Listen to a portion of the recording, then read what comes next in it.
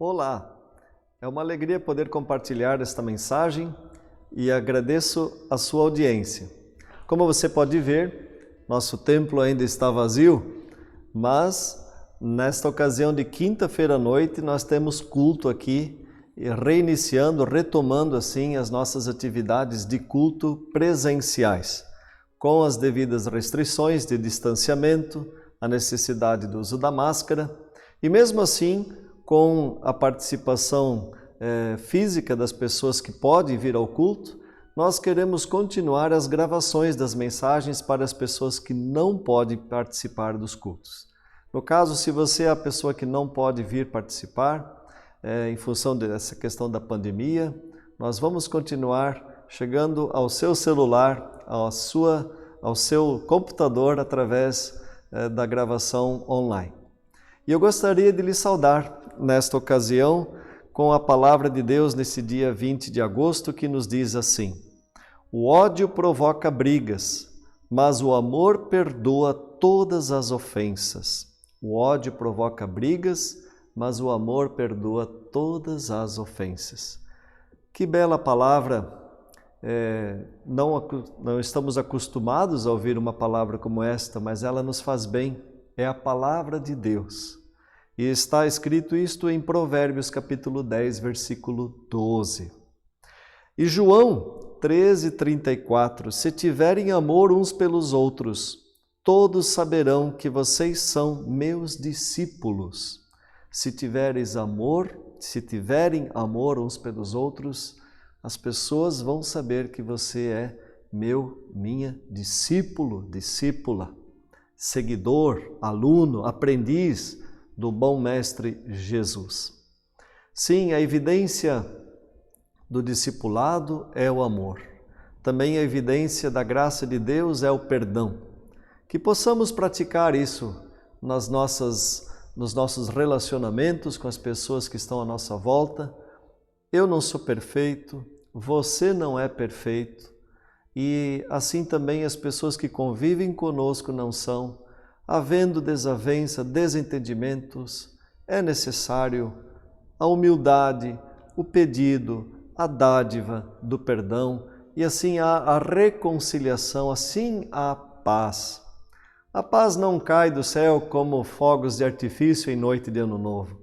A paz vem daquilo que a gente experimenta do amor de Cristo, do perdão de Cristo. E este mesmo amor e perdão, nosso Senhor quer que nós saibamos também repartir, compartilhar, não com pessoas que mereçam. Nós não vamos achar pessoas que merecem o perdão. Também nós não merecemos. Mas o amor incondicional nos faz ver o outro como imagem e semelhança de Deus. E então nós podemos, sim, pedir perdão, dar perdão para fazer prevalecer a união e a paz. O amor e assim a edificação mútua, a comunhão verdadeira, com base nos princípios eternos de nosso Senhor. Muito bem, queremos adentrar agora ao tema desta mensagem. Quem sou eu? O propósito é trabalhar um pouco a questão da autoestima. Autoestima é algo muito importante na nossa vida. Precisamos debater um pouco sobre isso, sobre causas de baixa autoestima e também a superação de baixa autoestima. Por exemplo, uma pergunta que precisamos e que convém nos fazer é: qual é o meu valor? Você já pensou nisso? Qual é o seu valor? A palavra de Deus fala sobre o valor que temos quando nos fala do amor que Deus tem por nós. Deus nos tornou dignos da morte de Cristo por causa do seu amor. E Cristo se entregou na cruz para nos salvar porque Ele nos ama incondicionalmente. Porém, Ele não ama os nossos pecados. Ele não tolera os nossos pecados. E por isso, foi necessário que o justo morresse pelos injustos para que a lei de Deus fosse cumprida, para que os nossos pecados tivessem a sua punição e nós não tivéssemos que ser punidos por causa dos nossos pecados, que atentam contra a vida alheia e a nossa própria vida. Nós temos aí a maior prova de amor de Deus por nós, como nosso Criador, como nosso Pai Celestial. Por isso, temos muito valor para Deus. Com certeza você já sabia disso. Se não sabia, fique sabendo. Deus amou o mundo de tal maneira que deu o seu Filho unigênito para que todo aquele que nele crer não pereça, mas tenha a vida eterna. Produtos de beleza e de moda também agregam valor à nossa vida, mas triste é a vida que depende disto para sentir-se valorizado. Sim, nós usamos smartphones e existem de diferentes modelos e preços. Usamos bolsas, usamos sapatos, usamos talvez uma joia, um anel, ou brincos, né? As mulheres usam. Tudo isso pode enfeitar, adornar e é bonito. Não vamos dizer que não, quando nós temos acesso ou condições para isto.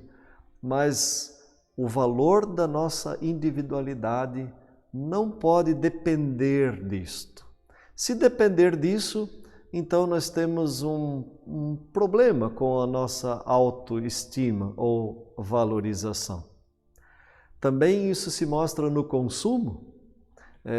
Às vezes tantas modas surgem e achamos que precisamos adquirir tudo porque todo mundo está comprando, todo mundo está adquirindo isto ou aquilo e achamos que também nós precisamos urgentemente conseguir tudo que outros têm. Nem sempre isso é possível. E se não é possível, não é por isso que você terá menos valor do que quem conseguiu adquirir aquilo ou determinada marca, ou determinada roupa, ou determinado carro. Você continua tendo seu valor. Valorize-se na sua honra, no seu caráter, no seu trabalho, nas suas relações. É isso que nos dá valor. Também muitas pessoas às vezes recorrem rapidamente a recursos da estética, com plástica, para moldar a aparência e não transparecer a idade ou a velhice. Isso não é pecado, mas eu posso também lhe dizer que pode se tornar um vício a algumas pessoas que não admitem que o nosso corpo vai perdendo a flor da juventude. E é natural para todas as pessoas, de todas as idades, ganhar uma ruguinha, um pezinho de galinha e perder a rigidez da pele. Ter a sua pele mais flácida, isso é comum. Mas, às vezes, há pessoas que não admitem e acham que o valor da sua pessoa está na sua aparência. Mas o que o nosso Senhor nos ensina a olhar é o nosso interior. Muitas vezes conhecemos pessoas tão maravilhosas esteticamente, mas se formos conviver com elas, como é difícil, não é mesmo? E às vezes aquelas outras pessoas que esteticamente não são tão aparentes, mas que pessoas preciosas para se conviver.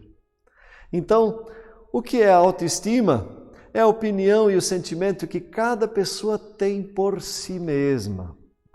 É ser capaz também de respeitar, confiar e gostar de si, assim como é. Baixa autoestima, características. Insegurança e apatia pode ser um sinal de baixa autoestima. Perfeccionismo, dúvidas constantes, incerteza do que se é e do que se quer na vida. Síndrome de vira-lata, como por exemplo a certeza da sua incapacidade. Eu não sirvo para nada, eu não valho nada, eu sou um inútil. Quem disse isso?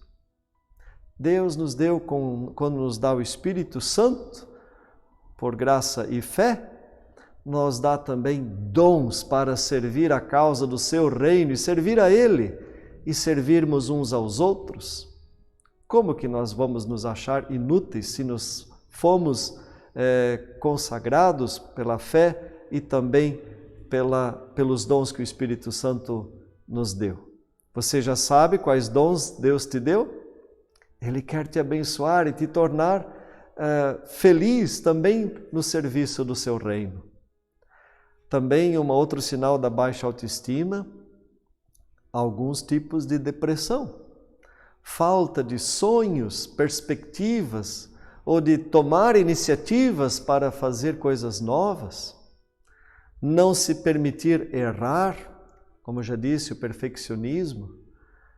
Nós somos falhos e às vezes erramos, sim. E aceitar que somos falhos pode ser uma grandeza. Claro que não é uma grandeza querer permanecer no erro. Também se diz por aí que errar é humano, e eu poderia dizer acertar também pode ser humano. Insegurança gera necessidade de agradar as pessoas, ter a aprovação das pessoas, o reconhecimento constante das pessoas. Mas a busca constante destas coisas torna a convivência com outras cansativa. Ou seja, as pessoas que vivem em volta de uma pessoa insegura se cansam da pessoa insegura. Isso não faz bem. Precisa haver cura em nós. Se temos uma baixa autoestima, nós muitas vezes seguimos o caminho da comparação. Comparação com os outros. Exemplo, sempre se acha inferior aos outros, o que causa sentimento de frustração, de ser incapaz. Isso não faz bem. Ingratidão é um outro sintoma da baixa autoestima. Quando pessoas com baixa autoestima geralmente só têm olhos para o que não têm e pelo que têm não são gratos, não percebem, são descontentes e sempre insatisfeitos. Então, uma autoestima saudável é indispensável para uma vida equilibrada. Ou seja, para que seja saudável nossos relacionamentos em família, relacionamentos interpessoais no ambiente de trabalho, na comunidade e também nas relações de consumo. Mas uma pergunta, onde começa uma boa e saudável autoestima? Tem um provérbio que diz: como se imagina em sua alma, assim esta pessoa é. Como eu me vejo, assim eu sou. Se eu me vejo incapaz, eu não arrisco para aprender aquilo que me julgo incapaz. Mas se eu tenho uma autoestima saudável, eu tenho um pouco de autoconfiança e eu ouso, eu tomo iniciativas de ousar fazer aquilo que antes não sabia. Eu quero aprender e quando então aprendo, eu tenho alegria e satisfação de ter aprendido, e ter aprendido é o troféu da dedicação daquele aprendizado. A boa e saudável autoestima começa em casa, à medida que somos amados por nossos pais. Isso é muito importante. Nós amamos na medida e na proporção em que fomos amados. Somos amados e formos amados. Isso é muito importante nós entendermos. Um outro ponto desta mensagem, possíveis causas da autoestima baixa, ou possíveis causas do aumento da baixa autoestima em nossa sociedade. O que vou compartilhar não é uma lei, não é uma regra, mas o resultado de pesquisas que fiz com livros, estudando o assunto no ano de 2011, para tratar deste assunto. Algumas afirmações podem parecer polêmicas. Mesmo assim, creio que servem para que reflitamos sobre seus fundamentos. Uma das coisas que podem prejudicar a autoestima de uma pessoa é o afastamento da mãe no início da sua idade de infância. A convivência com a mãe na infância é muito importante para uma criança.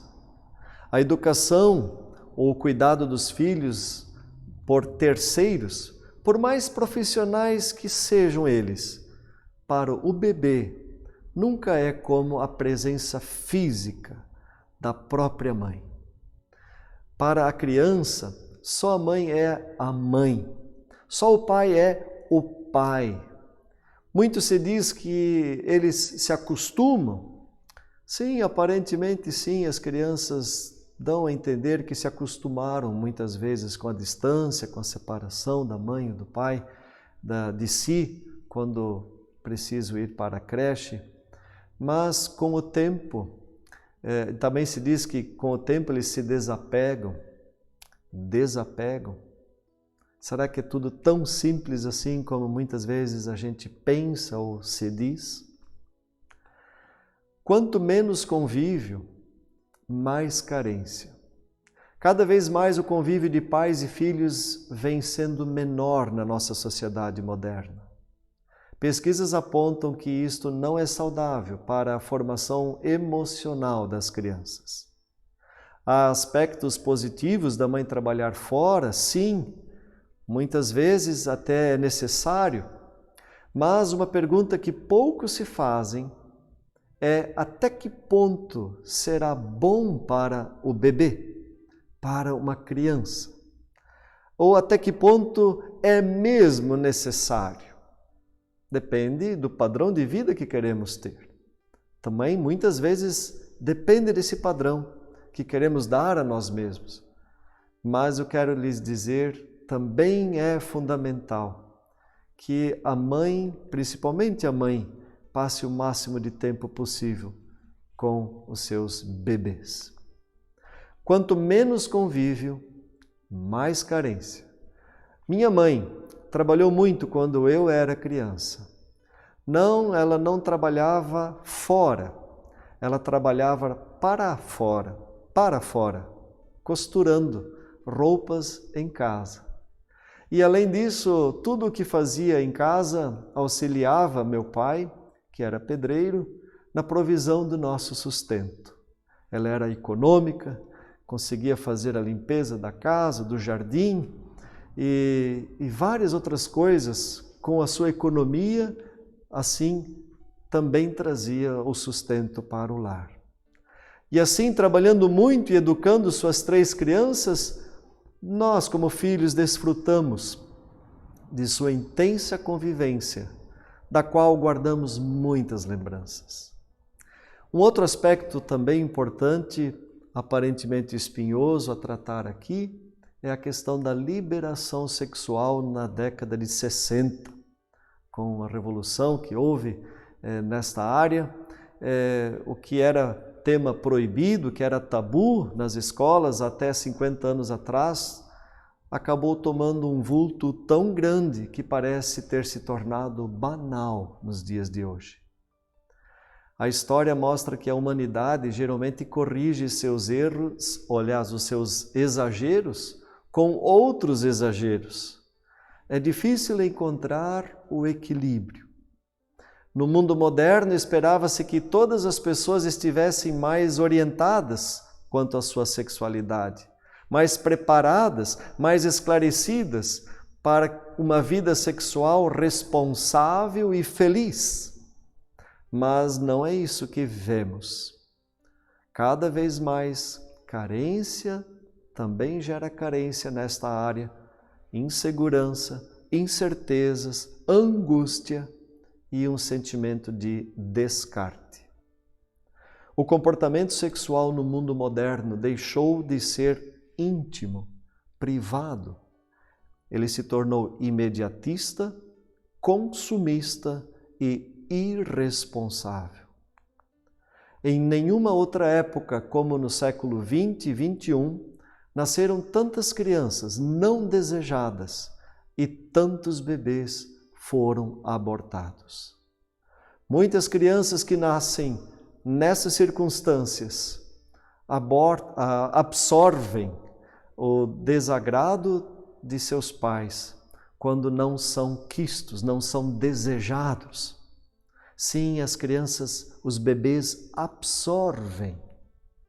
Se o feto sente ou absorve o amor, quando a mãe faz carinho na barriga e fala com o bebê em seu útero, por que não absorveria a rejeição, ódio ou negatividade em relação a este bebê? Um outro exemplo, você já ouviu falar de crianças de rua? Rua gera crianças, gera filhos. Mais uma prova da irresponsabilidade social que o mundo moderno, sexualmente instruído, tem tido com os seus nascituros.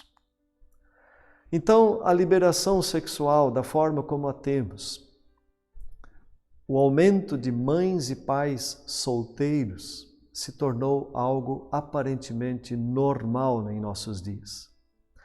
Mas será que tudo que vem a ser considerado normal é saudável? O altíssimo índice de separações agrava ainda mais a formação emocional de filhos. Muitas acontecem porque tudo foi tão longe, tão rapidamente. É o imediatismo. Coisas ou profissionais são substituíveis na nossa vida, mas a função básica de um pai e uma mãe que se doam para os seus filhos, que educam, que os abracem, que os elogiem, que os disciplinem, com o não quando necessariamente for, quando é necessário.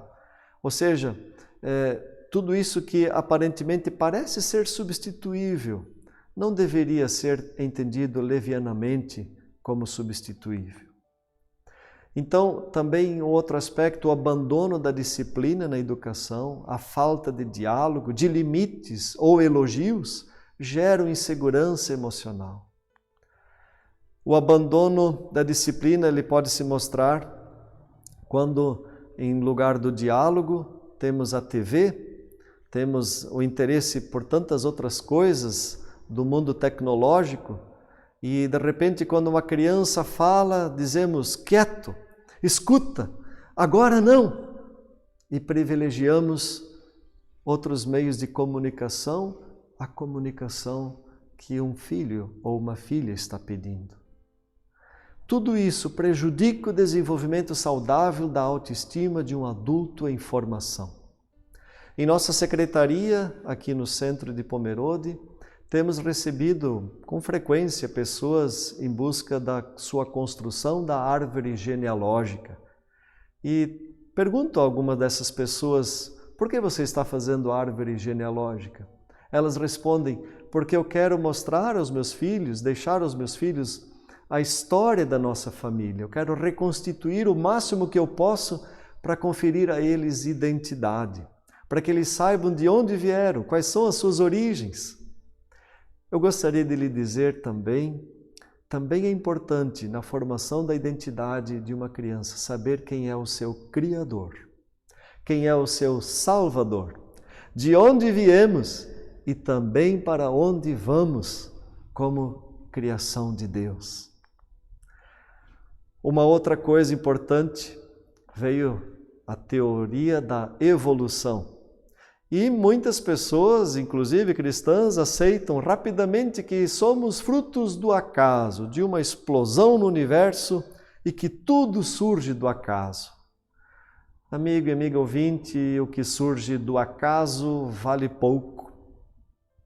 Mas se surgimos da ideia e planejamento e criatividade de um Criador que nos fez por amor, o amor ele gera dignidade. E se somos vistos e nos vemos como imagem e semelhança de nosso Criador, então também queremos tratar com dignidade aquelas pessoas que estão à nossa volta. Seja uma pessoa idosa acamada, seja a pessoa que ainda está no ventre materno de sua mãe, que ainda não veio à vida aqui fora, mas cujo coração já pulsa lá dentro. A massificação da sociedade também não nos faz bem. Quando nos vemos apenas como um número de CPF ou um número a mais no documento, é importante vermos a nossa fotografia. Este sou eu. E nesta fotografia não pode ser mostrado, mas há uma história de vida. Isso faz parte da nossa existência, da nossa identidade também. Então, a absolutização de valores é um outro item importante que devemos considerar. Quando vemos na nossa sociedade a ditadura da beleza e da inteligência como valor absoluto, esses têm vez, esses têm acesso, enfim, se dão bem na vida. Quem não se encaixa nestes valores não é aceito, não é empregado, não arruma casamento, não se sente desejado, desejada, não tem valor. É muito triste olhar nessa perspectiva de absolutização de valores. Não devemos nos tratar nesta perspectiva. Cada um de nós tem um valor e uma riqueza e uma beleza interior a ser revelada também.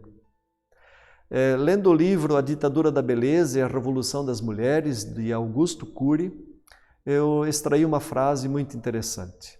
Influenciadas pela mídia e preocupadas em corresponder aos inatingíveis padrões de beleza que são apresentados, milhares de mulheres mutilam sua autoestima e muitas vezes seus corpos, em busca da aceitação social e do desejo de se tornarem iguais às ou os modelos que brilham nas passarelas, na TV e nas capas de revista.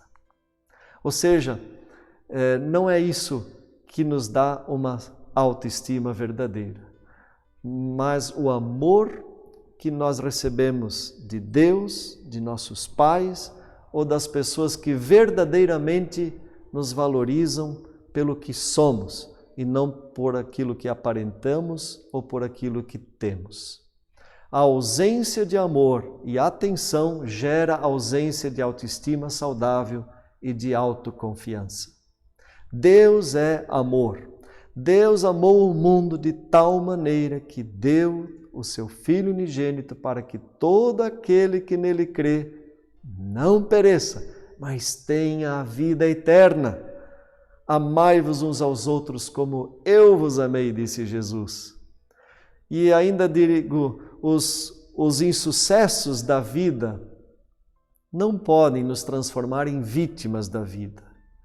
Se você não teve o amor ideal de um pai ou de uma mãe, ainda há valor em você. Sim. Aprender a dizer com elegância algo como, por exemplo, se alguém não me quis, eu me quero. Se eu não tive valor para determinadas pessoas que foram importantes, deveriam ter sido muito mais importantes na minha história, eu querer dar valor à minha história, isso muda a perspectiva. E você tem esse direito, porque Deus quer isso para você. O Salmo 139 é a prova do quanto Deus te conhece e te quer bem. Assim escreveu o rei Davi, a oração e louvor a Deus. Senhor, tu me sondas e me conheces. Tu conheces quando me assento e quando me levanto. De longe entendes o meu pensamento. Cercas o meu andar e o meu deitar e conheces todos os meus caminhos. Pois teceste-me no ventre de minha mãe. Eu te louvarei porque de um modo tão maravilhoso fui formado. Maravilhosas são as tuas obras, e a minha alma o sabe muito bem.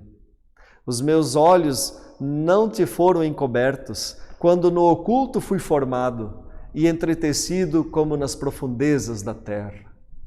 Os teus olhos viram o meu corpo ainda informe, e nos teus livros, no teu livro, todas estas coisas foram escritas, as quais iam sendo dia a dia formadas, quando nem ainda uma delas havia. E quão preciosos me são, ó Deus, os teus pensamentos! Quão grandes são a soma deles! Se as contasse, seriam em maior número do que a areia da praia. Amigo e amiga ouvinte, Deus te ama. Deus te ama. Por isso, você pode também se amar. Deus me ama. Diga isso a si mesmo. Por isso eu também posso me amar e me querer bem. Que Deus assim te abençoe e te guarde. Que o Senhor nosso Deus faça resplandecer o seu rosto sobre ti e tenha misericórdia de ti. Que o Senhor sobre ti levante o seu rosto e te dê a sua paz. Amém.